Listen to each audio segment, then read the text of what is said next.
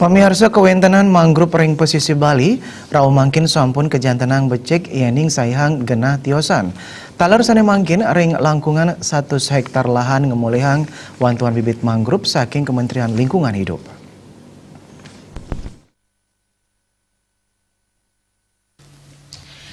Perindikan ini ucap kebawasang oleh Kepala Balai Pengelolaan Das dan Hutan Lindung Bali, Titik Wurdiningsih. Manut dane kahanan populasi mangrove ring Bali rau mangken kejantenang becek yening sayang genah tiosan.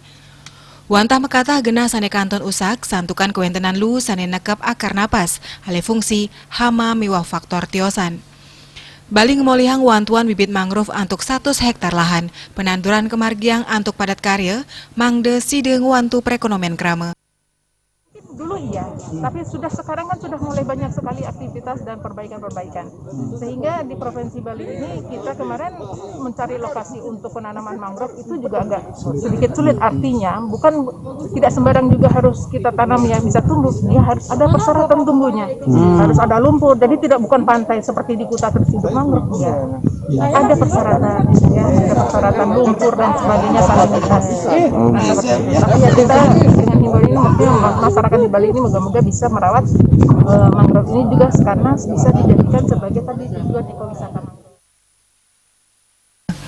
Peiketanipun mempengabdi krama sida nyaga mangrove puniki, mangda tetujuan antuk nadosang ekowisata mangrove sida kepanggih. Tios punike tanaman mangrove sida keangken benteng pantai, sejeroning nambakin gelombang laut wiadin tsunami. Komang Yuda